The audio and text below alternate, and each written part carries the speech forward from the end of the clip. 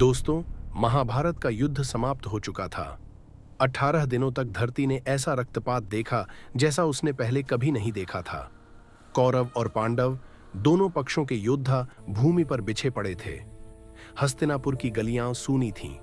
राजमहल शोक में डूबा था और पूरे नगर में सिर्फ एक ही आवाज गूंज रही थी, विलाप। लेकिन इस पूरे युद्ध के बाद सबसे भयावह दृश्य अब आने वाला था। यह दृश्य था माता गांधारी और भगवान श्री कृष्ण का आमना सामना। और यही वह क्षण था जहां से शुरू हुआ यदुवंश के विनाश का मार्ग। लेकिन आगे बढ़ने से पहले, अगर आप भी मानते हैं कि श्री कृष्ण की हर लीला के पीछे कोई गहरा कारण और संदेश होता है, तो इस वीडियो को एक लाइक जरूर करें और कमेंट में लिखें जय श्री कृष्ण, क्योंकि आज की कहानी सिर्फ एक श्राप की नहीं, कर्म, न्याय और नियति की है। अब कहानी शुरू करते हैं। युद्ध के बाद माता गांधारी को जब अपने 100 पुत्रों के मृत्यु की सूचना मिली तो उनका हृदय मानो चीर गया। जिस मां ने जीवन भर आंखों पर पट्टी बांधकर अपने पति के समान अंधकार को अपनाया, उसी मां के सामने अब पूरा संसार अंधकारमय हो चुका था। गांधारी को कुरुक्षेत्र ले जाया गया, जहां चारों ओर उनके पुत्रों के शव पड़े थे। दुर्योधन, दुःशासन, विकर्ण, एक एक करके 100 पुत्रों के निर्जीव शरीर। माता गांधारी उन शवों के बीच चलती जा रही थीं।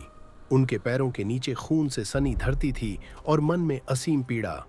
पांडव भी वहां खड़े थे। युधिष्ठिर का सिर झुका हुआ था। भीम की आंखों में पश्चाताप था। अर्जुन मौन था। और तभी वहां पहुंचे भगवान श्री कृष्ण। पूरा वातावरण एक पल के लिए स्थिर हो गया। श्री कृष्ण आगे बढ़े और माता गांधारी के चरणों में नतमस्तक हुए। लेकिन उस मां का हृदय आज करुणा से नहीं, अग्नि से भरा हुआ था। गांधारी ने कांपती आवाज में कहा, वासुदेव, तुम सब जानते थे। तुम्हें सब पता था कि यह युद्ध होगा, मेरे पुत्र मारे जाएंगे, हस्तिनापुर उजड़ जाएगा। फिर भी तुमने इसे रोका नहीं। श्री कृष्ण मौन रहे। गांधारी की आवाज तेज होती गई। अगर तुम चाहते तो यह युद्ध रुक सकता था। अगर तुम चाहते तो मेरे 100 पुत्र आज जीवित होते। अब वहां खड़ा हर व्यक्ति जानता था, यह शोक नहीं, आक्रोश बोल रहा है। गांधारी ने अपनी आंखों की पट्टी हटाई। यह वही आंखें थीं जिन्हें उन्होंने जीवन भर नहीं खोला था। और जब उनकी दृष्टि श्री कृष्ण पर पड़ी तो वहां उपस्थित लोग सिहर उठे। गांधारी ने कहा, हे कृष्ण, तुम्हारे वंश का अंत भी ऐसे ही होगा। जैसे आज मेरे पुत्र एक दूसरे के कारण मरे हैं, वैसे ही तुम्हारे यदुवंशी आपस में लड़कर नष्ट होंगे। तुम चाहोगे लेकिन उन्हें बचा नहीं पाओगे। यह था गांधारी का श्राप। पूरा कुरुक्षेत्र स्तब्ध रह गया। पांडव कांप उठे। किसी ने कल्पना भी नहीं की थी कि स्वयं श्री कृष्ण को ऐसा श्राप दिया जाएगा। लेकिन श्री कृष्ण के चेहरे पर न क्रोध था न भय। उन्होंने शांत स्वर में कहा, माता, जो होना था वही हुआ, और जो आपने कहा है वह भी होगा, क्योंकि समय अब यदुवंश के लिए भी पूरा हो चुका है। यह सुनकर सब चौंक गए। अब प्रश्न उठता है, क्या सच में गांधारी के श्राप से यदुवंश नष्ट हुआ, या यह भी किसी बड़ी लीला का हिस्सा था? अब कहानी आगे बढ़ती है। वर्षों बाद द्वारका, श्री कृष्ण का नगर, जहां आनंद था, उत्सव था और यदुवंशी अपने वैभव में डूबे हुए थे। लेकिन धीरे धीरे यदुवंश में अहंकार बढ़ने लगा। एक दिन कुछ यदुवंशी युवकों ने ऋषियों का उपहास किया।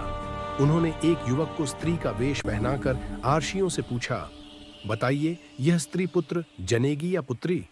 ऋषियों ने क्रोधित होकर कहा, यह गर्भ से एक ऐसा मुसल उत्पन्न करेगी जो तुम्हारे पूरे वंश का विनाश करेगा। और वही हुआ। समय बीतने के साथ उस मुसल के टुकड़े यदुवंश के बीच फैल गए। फिर आया वह दिन। यदुवंशी समुद्र तट पर मदिरा पान कर रहे थे।